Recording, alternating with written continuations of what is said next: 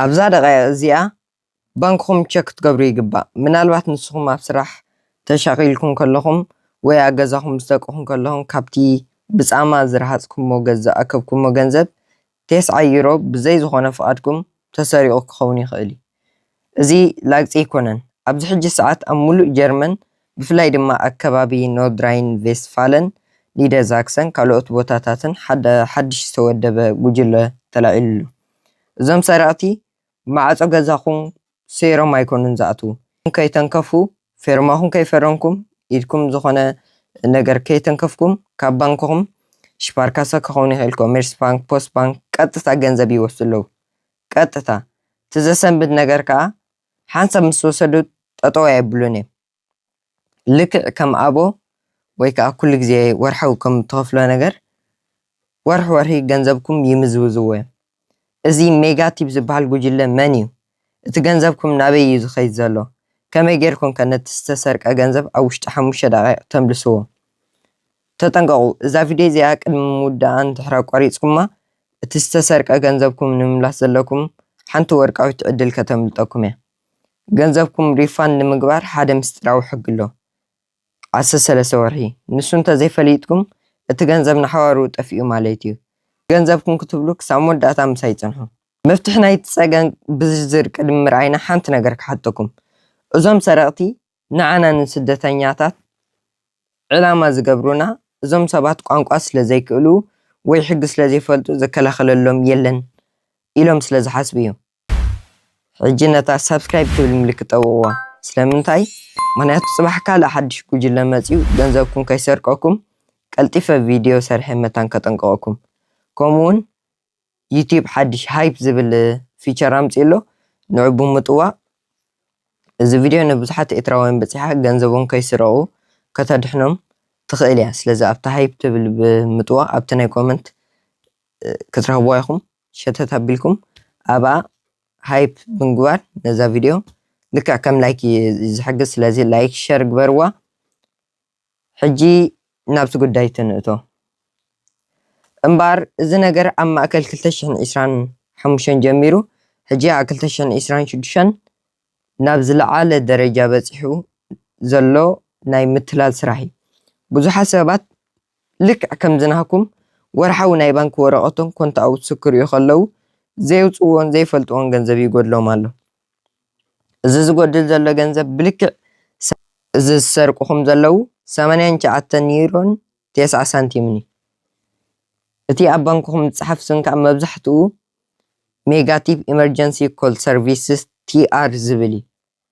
ሓደ ግዜ ኣብቲ መግለፂ ኣብቲ ፌቬኑስፌክ ፈዞገ ካተ.ኮም ዝብል ፅሑፍ ክትረኽቡ ትኽእሉ ኢኹም እዚ እንታይ ማለት እዩ እዞም ሰረቕቲ ንሕና ናይ ጥዕናን ህፁፅ ሓገዝን ኣገልግሎት ኢመርጀንሲ ሰርቪስ ንህበኩም ኣለና ኢሎም እዮም ዝሕስቡ ንስኹም ኣብ ዌብሳይትና ኣቲኹም ንጥዕናኹም ዝከታተል ካርዲ ሓቲትኩም ነርኩም ስለዚ ኢና ገንዘብ ንቆርፅ ዘለና ኢሎም ከዓ ነዚ ምክንያት እዚኦም ዘቕርቡ ግን እስከ ንገሩኒ ካባኹምሲ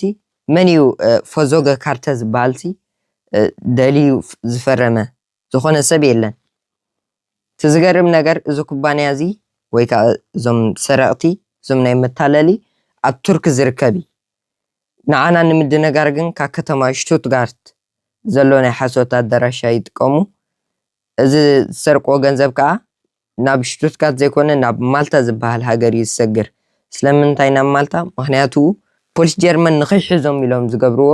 ሜላ እዩ እዚ ጉጅለ እዚ ኣብ ኦክቶበር 2025 ጥራይ ኣሽሓት ሰባት እዩ ዘሚቱ ሕጂ ንስኹም ኣነ ዳ ኣወል ሓደ ውዕል ፈትረጋ ይፈረንኩን ከመይ ገይሮም ገንዘበይ ክወስዱ ይኽእሉ ኢልኩም ተሓቱ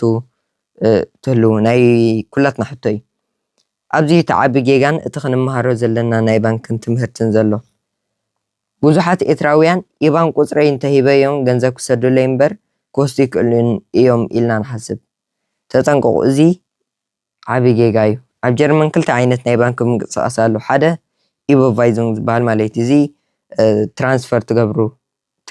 ንስኹም ኢኹም ገንዘብ ክሰዱ ከለኹም ንስኹም ኢኹም ባዕልኹም ስለ ኢቦቫይዚንግ ትገብሩ ዘለኹም እቶም ዝቕበልዎ ኣካላት ናሕኩም ስግሪፍ የብሎም ወይ ከዓ ቁፅፅር የብሎም ላስ ሽሪፍ እንድሕር ኮይኑ ግን እቲ ካልእ ሰብ ባዕሉ ካብ ባንክኹም ክወስድ ትፈቅዱ ኣለኹም ማለት እዩ ስለዚ ኣብ ጀርመን ዘሎ ሕጊ ባንኪ ሴፓ ሲስተም ዝበሃል ነቲ ካልእ ዓይነት ማለት ናይ ላሽሪፍ ብጣዕሚ ቀሊል ገይርዎ ኣሎ ሓደ ሰብ ወይ ከዓ ሓደ ኩባንያ ናይ ባንኪ ቁፅርኩም ኢባን ጥራይ እንተፈሊጡ ንባንኪ እዚ ሰብ እዚ ፈቂድለይ ገንዘብ ሃቡኒ ኢሉ ክእዝዝ ይኽእል እዩ እቲ ባንኪ ስፓርካሳ ይኹን ዶቸ ባንክ ይኹን ወይ ከዓ ዝኾነ ባንኪ ይኹን መጀመርታ ንዓኹም ደው ኢሉ እዚ ሰብ እዚ ገንዘብ ይሓትት ኣሎ ክንህቦ ዶ ኢሉ ኣይሓተኩምኒ ስለምንታይ ምክንያቱ ኣብ መዓልቲ ሚልዮናት ትራንሳክሽን ስለዝካየድ ባንክታት ንኩሉ ክቆፃፀሩ ዓቅሚ የብሉን ስለዚ ተሓታቲ ሓቀኛ ኢሉ ይኣምን ነቲ ገንዘብ ከዓ ይሰዶ ማለት እዩ እዞም ሜጋ ቲፕ ዝበሃሉ ሰረቕቲ ነዚ ክፍተት እዮም ዝጥቀሙ ዘለዉ እቶም ኢባን ናኩም ይረኽቡ ከመይ ከም ዝረኽቦ ድሕሪ ቅርብ ክነግረኩም ብድሕሪኡ ነታ ኢባን ምስ ረኸቡ ነቲ ባንኪ እዚ ኤርትራዊ ዓሚልና እዩ ገንዘብ ክንወስድና ይብሉ ባንኪ ከዓ ብዘይ ሕቶ ነቲ 9 ዩሮ ይሰዶ ጠጠው የብሎን እዚ ማለት ኢባን ቁፅርኩም ልክዕ ከም ማዕፆ ናይ ገዛኹም እዩ ስለዚ ዘይትፈልጥዎ ሰብ ኢባን ምሃብ ኣገዛይ ዝደለኻዮ ውሰድ ከም ምባል እዩ ዝቁፀር እቲ ዝዓበየ ሕቶ ኣነስ ንማንም ኢባን ኣይሃብኩን ከመይ ገይሮም ዳ ፈልጥ እሞ ክትብሉ ትኽእሉ ኢኹም እዞም ሰረቕቲ ንዓኹም ንምርካብ ዝጥቀምሎም 3 ሓደገኛታት ሜላታት ኣለዉ ምናልባት ሓደ ካብዚኦም ኣጋጢሞምኩም ክኸውን ይኽእል እዮም ተቐዳማይ ሜላ ዝጥቀምሉ ናይ ቴሌፎን ምትላል ስኻ ቬባ አንሩፈ ዝበሃል ማለት እዩ እሱ ይጥቀሙ እስከ ዘክሩ ዝሓለፈ ሰሙን ወይ ወርሒ ብሞባይልኩም ዘይትፈልጥዎ ቁፅሪ ደው ኢሎምልኩም ነይሮም ወይ ከምዚ ክንሕስረልካ ደሊና ገለገለ ኢሎም ማለት ከምዚ ብዛዕባ ናይ ኤሌክትሪክ ዶ ክንዛረብ ወይ ከዓ ዝኾነ ሽልማት ተሸሊምካ እሞ ከምዚ ኣድረስካ ስደደልና ገለ ዝብሉ ማለት እዩ ብዙሓት ሰባት ቋንቋ ስለ ዘይንፈልጥ ኣነ ንኩሉ ሰብ ኣይኮንኩን ኣይፈልጥን ዝብል ዘለኹ ግን ነቶም ዘይንፈልጥ እወ ወይ ከዓ ያ ወይ ከምዚ ያ እወ የስ ዝብል ቃልና መብዛሕትኡ እንጥቀም በዚአን ከዓ ዘጥቅዑና ሓደ ግዜ መታን ከነረጋግፅ ስንካን ዕለት ልደትካን ንገረና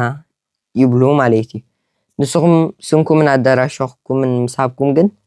ንሳቶም ኣብ ኢንተርነት ሰርች ገይሮም ናይ ባንኪ ቁፅርኩም የደልይዎ ወይ ከዓ ንስኹም ብዘይ ምፍላጥ ክትህብዎም ትኽእሉ ኢኹም ሕጂ ኣብዚ ኣክበኩም ዘሊ ቲፕ ከም ምኽሪ ማለት እዩ ዘይትፈልጦ ቁፅሪ ብዛዕባ ባንኪ ወይ ኤሌክትሪክ ክዛረብ እንድሕር ጀሚሩ ናይ ኢልኩም ቴሌፎን ኣፅውዎ ካልአይቲ ሜላ ዝጥቀሙላ ፌክ ኮምፒቲሽን ማለት እዩ እዚ ናይ ዕደላ መርበባት ዝበሃል ኮይኑ ኣብ ፌስቡክ ወይ ቲክቶክ ኣይፎን ንምሽላም ኣብ ዝጠውቁ ዝብል ሪኢኹም ትፈልጡ ዶ መብዛሕትኡ ሰብ ወይ ከዓ ንዓይ መብዛሕትኡ ግዜ ይመፀለይ ኣነ እውን ኣባኹም እውን ይመፀልኩም ኢለ ይግምት እንተሪኢኹሞ ግን እዚ ሓቂ ኣይኮነን ነዚ ሊንክ እንድሕር ጠዊኩም ስንኩም ኢሜይልኩም ኣድራሻኹም ኢኹም ትመልኡ ኣብ መወዳእታ ከዓ ንመሰልኩም ንምርግጋፅ ኢባን ምልኡ ዝብል ንእሽቶ ሳፅን ትህሉ ትኸውን ኣብኡ ከዓ ኣይፎን ክረክበ ኢልኩም ትመልእዎ ግን ኣይፎን የለን ዝገበርኩሞ ንሰረቕቲ መፍትሕ ናይ ገዛኹም ከም ዝሃብኩሞም እዩ ዝቁፀር ስለዚ 9 ዩሮ ቆርፁ ይጅምሩ ማለት እዩ ሳልሳይ ዝጥቀምሉ ዳታ ቴፍት እዚ ናይ ዳታ ምሽማት ዝበሃል ማለት እዩ ሓደ ግዜ ንስኹም ወላ ሓንቲ ጌጋ ኣይትገብሩን ግን ንስኹም ዝተመዝገብኩምሉ ዌብሳይት ንኣብነት ኦንላይን ሾፒንግ ገለ እንድሕር ኮይኑ ሃከራት እንድሕር ሃክ ተገይሮሞ እቶም ሃከራት ነቲ ዳታኹም ስንኩምን ባንክኹምን ሰሪቖም ኣብ ፀሊም ዕዳጋ ኣብ ደርክ ዌብ እዮም ዝሸጥዎ እዞም ኔጋቲቭ ዝበሃሉ ጉጅለ ድማ ነቲ ዳታ ገዚኦም ገንዘብኩም ይሰርቁኹም ማለት እዩ ስለዚ ወላ ኢባን ኣይትሃብዎም ከመይ ገርኩም ነዚ ከም ትድሕኑም ቪድዮ ሰሪሕልኩም ኣለዎ ክትሪእዎ ትኽእሉ ኢኹም ብዙሕ ቪድዮ ዝሰራሕክዎ ኣሎ ምናልባት ገሊኹም ሕራይ 9 ዩሮ ጥራይ ወሲዳ ሓንሳብ እንድሕር ወሲዳ ብዙሕ ኣይጎድኣንን እዩ ኢልኩም ተሓስቡ ትህልው ወይ ድማ ናይ ገለ ክፍሊት እዩ ዝኸውን ኢልኩም ሸለል እንድሕር ኢልኩም ኣብ ዝተጋጊኹም ኣለኹም እዞም ሰረቕቲ ስለምንታይ እዮም 89.9 ዩሮ ዝመርፁ 1000 ዩሮ እንተዝወስዱ ባንኪ ቀልጢፉ መዓገቶም ነይሩ 10 ዩሮ እንተወሲዶም ከዓ ብዙሕ ኣይረብሑን እዮም 89.9 ዩሮ ግን ልክዕ ከም ክፍሊት ኤሌክትሪክ ወይ ኢንሹራንስ ስለ ዝመስል ብዙሕ ሰብ ኣይሰውዕለሉኒ ግን እቲ ሓደጋ ኣብዚ እዩ ንስኹም ስቕ እንድሕር ኢልኩም እዚ ገንዘብ ሓንሳብ ጥራይ ኣይኮነን ዝውሰድ ወርሒ እዮም ዝወስድዎ 9 يورو ن12 ወርሒ ክንደይ ከም ዝኾኑ ሕሰብዎ ባዕልኩም ካልኩሌት ግበሩ 1,080 ዩሮ ማለት እዩ እዚ ገንዘብ እዚ ናይ ደቅኹም ንስድራ ቤትኩም ናይ መጻኢኹም ገንዘብ ስለምንታይ ንሰራቅቲ ትህብዎ ሕጂ ናብቲ ዝበለፀን ዘገድስን ክፋል በፂሕና ኣለና ገንዘብኩም እንድሕር ተወሲዱ ከመይ ጌርኩም ተምልስዎ ብዙሓት ሰባት ናብ ፖሊስ ይኸዱ ፖሊስ ግን